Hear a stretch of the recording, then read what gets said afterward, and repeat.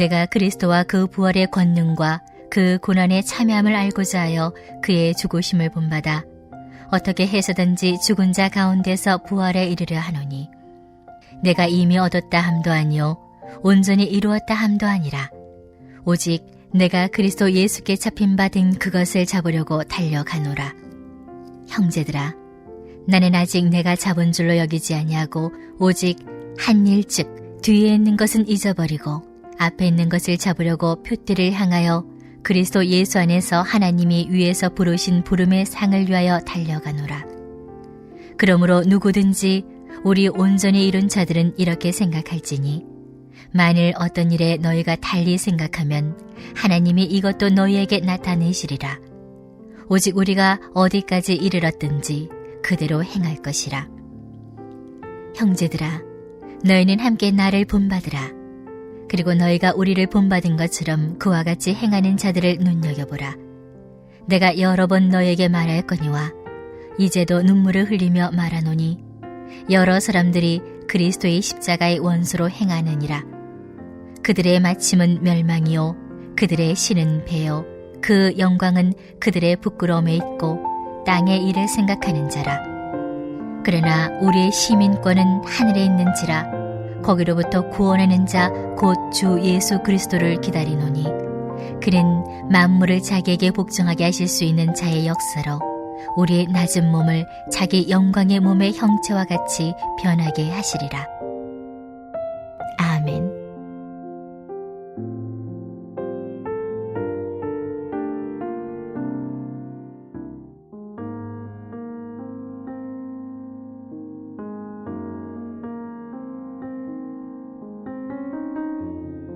사도 바울이 빌립보 교회들에게 계속해서 하는 말씀이 하늘에 시민권이 있다라는 것입니다.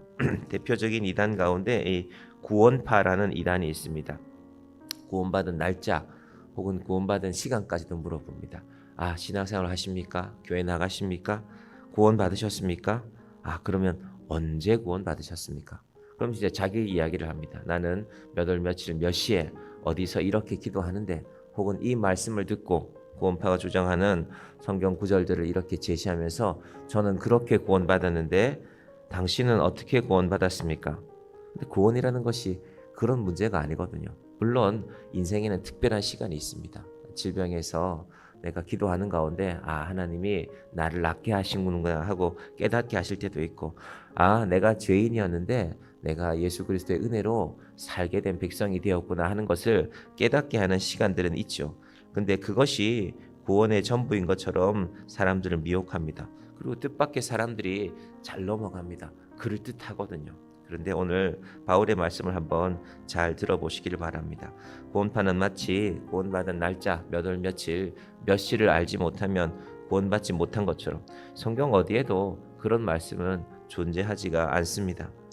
자, 구원은 그래서 점이 아니라 선이라고 표현하고 있습니다. 바울은 어떻게 오늘 말씀하고 있냐면 12절에 보시면 3장 12절에는 내가 이미 얻었다 함도 아니요 온전히 이루었다 함도 아니라.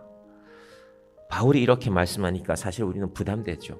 아니 바울 같은 사람이 이렇게 말하면 나는 어떡하라고. 바울이 지금 자기를 자랑하는 것이 아니라 바울은 구원을 이루어가는 하나님의 뜻이 어디에 있는지를 잊어버리지 말라는 것입니다.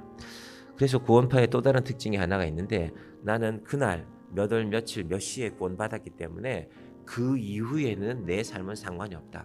자, 만약에 그 말이 맞다면 우리가 한 가지를 더 생각해 봐야 되는데 세월호에서 이렇게 세월호 배를 운전했던 이준석이라는 선장이 해경들이 그를 구하고 나서 사람이 바다에 빠졌다가 나왔으니까 몸이 추우니까 담요를 덮어줬거든요.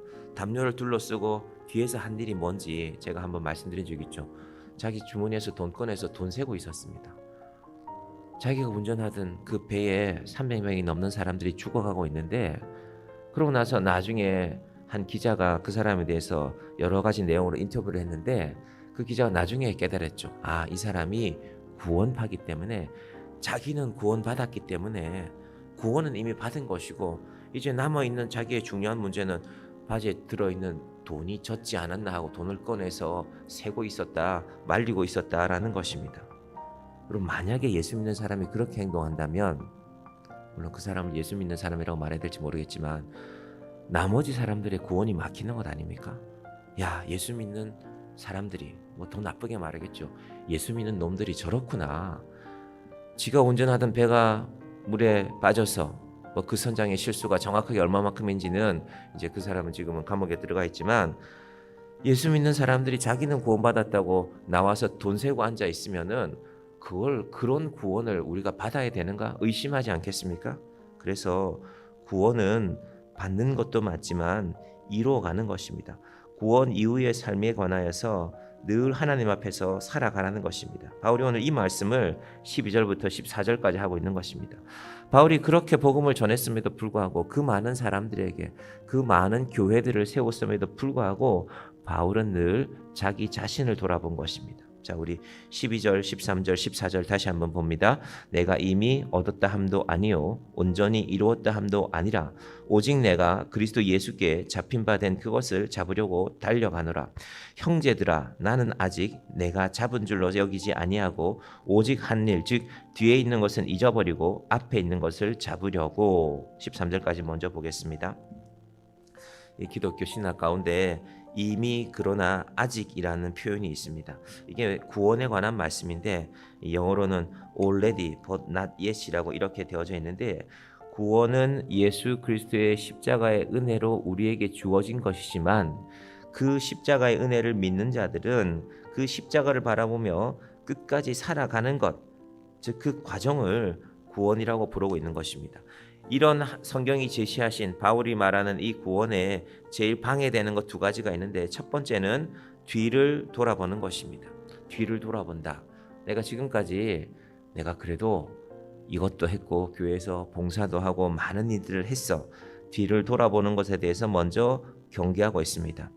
뒤를 돌아보는 것이야말로 유대인들이 하는 것이었거든요. 그들은 율법에 철저했기 때문에 바리새인들이 자기들의 믿음을 자랑할 때, 나는 일주일에 2번 금식하고 이렇게 기도하고 내가 이렇게 내 물질의 11조를 이렇게 드리고, 그것을 늘 자랑하던 것이 바리새인들이었기 때문에 바울은 먼저 옛 것은, 지난 것은 잊어버리라고 말씀하고 있습니다. 여러분, 우리의 지난 것이 헛된 것이 아니라 하나님은 다 기억하십니다. 그러나 지나간 것에 붙들려 너희의 믿음이 헛된 것이 되지 않도록 주의하라는 것입니다. 지나간 날들은 좋았는데 나의 지금의 신앙이 도무지 예수 믿는 것처럼 보이지 않으면 그야말로 안타까운 일 아닙니까? 그래서 십자가라는 것은 날마다 자기를 죽여가는 것입니다. 바울이 그 말씀하지 않았습니까? 나는 날마다 죽노라. 바울이야말로 누구 앞에 가서도 자랑할 만한 것이 많지 않습니까? 이 빌립보서 말씀도 바울이 남긴 것 아닙니까? 하지만 나는 날마다 죽는다. 또 하나 중요한 것이 있는데, 지난날의 실패에도 억눌리지 말라는 것입니다. 지난날의 영광을 자랑하는 것도 우리의 구원의 어리석은 일이 되고, 지난날의 실패에만 붙들려서 내가 이것도 잘 안 됐는데 다음 일은 잘 될까? 하나님이 우리의 믿음이 그 자리에 머물러 있기를 원치 않습니다. 바울은 자신의 실패에 대해서 몇 차례 성경에 언급하고 있습니다. 예수 믿는 사람들 핍박했거든요. 그래서 바울을 공격하는 사람들은, 아니 예수 믿는 자들을 그렇게 죽이던 저 사람이 과연 저 사람이 전하는 예수를 우리가 믿을 수 있는가? 그 말을 들을 때마다 바울의 마음에 큰 찔림이 있었겠죠. 하지만 예수님은 바울을 통하여서 그런 것에도 매여 있지 않는 것 또한 바로 우리의 구원을 이루어가는 것이라고 말씀하고 있습니다. 자, 지난날의 상급의 자랑에 매이지 말고, 지난날의 실패에도 얽매이지 말고, 그럼 우리가 가야 될 길은 어디인가? 14절 보겠습니다. 표대를 향하여 그리스도 예수 안에서 하나님이 위에서 부르신 부름의 상을 위하여 달려가노라. 저는 달리기는 잘 못하지만 달리기 경주를 보는 건 좋아합니다. 우리나라가 육상이 별로 이렇게 인기가 없는 종목이었는데 최근에 우리 육상 선수들이 아주 단거리에서 좋은 성적들을 내고 있습니다. 앞에 목표가 보이면 그것만 보고 달려가는 겁니다. 숨이 차죠. 100m를 달려가고 200m를 달려가면서. 바울이 당시에 고린도를 비롯한 로마의 도시들에서 이 경기들이 열렸거든요. 바울이 본 기억이 있는 것입니다. 내가 그 선수들을 보니까 표대를 향하여 달려가더라. 나의 믿음도 나의 구원도 그런 모습으로 살아가는 것이다. 그래서 그것을 예시하고 있는 것입니다. 여러분, 우리의 오늘 기도도 우리의 지난날에 매여서 하나님 내가 그때 너무 억울합니다. 매여 있는 기도가 아니라 하나님 그때는 이런 일도 있었지만 저를 불러주시니 감사합니다.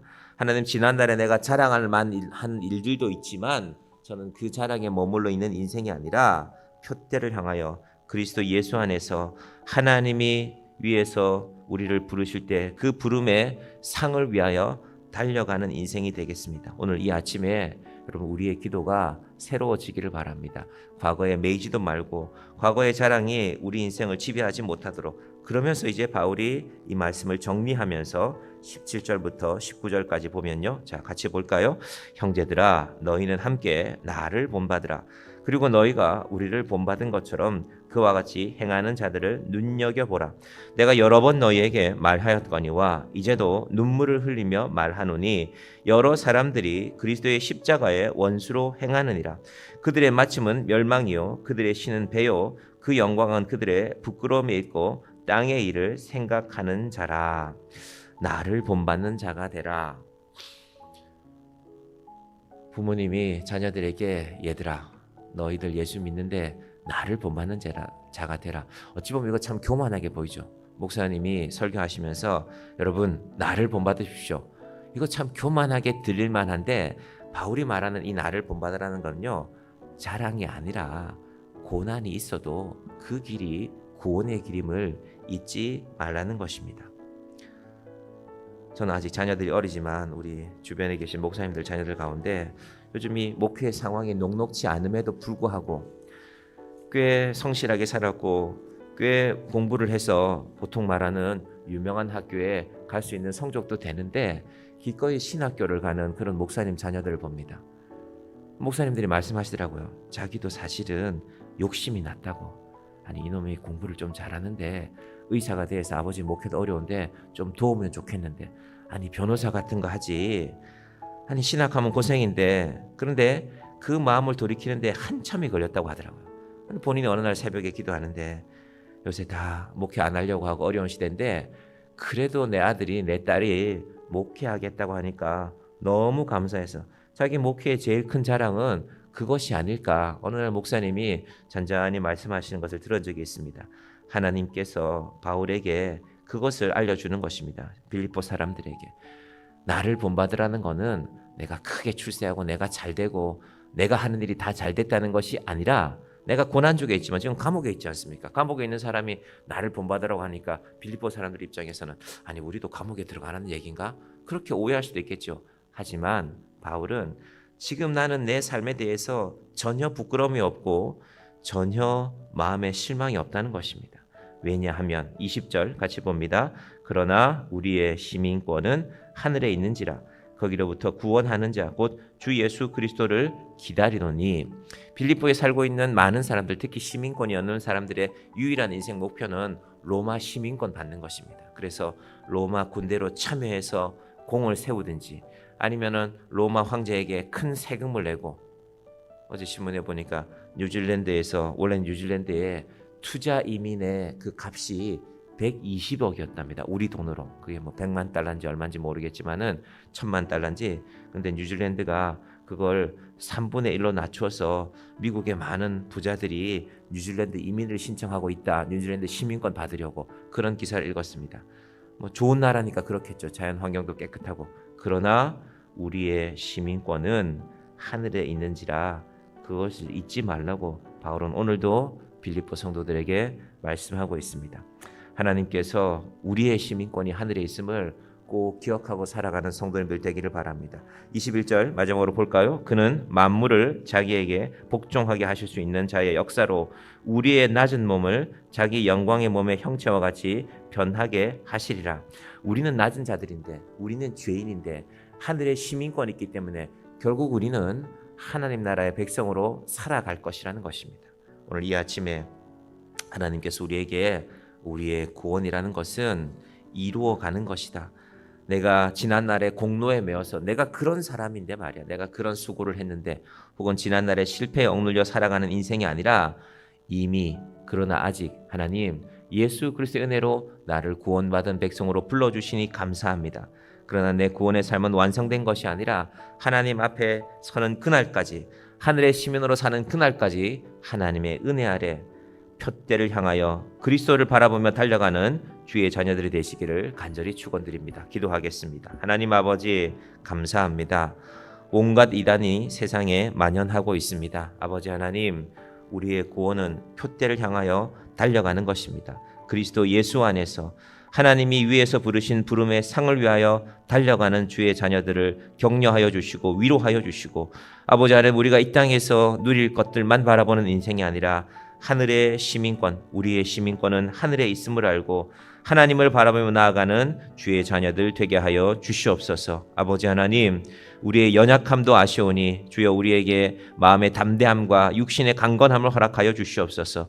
하나님이 내 아버지오니 세상에 나를 유혹하고 세상에 나를 위협하는 모든 것들 앞에 내 아버지는 하나님이십니다. 나는 예수 그리스도의 믿음의 자녀입니다. 이 놀라운 믿음의 고백으로 이 하루도 살게 하여 주시옵소서. 예수님의 이름으로 기도드립니다. 아멘.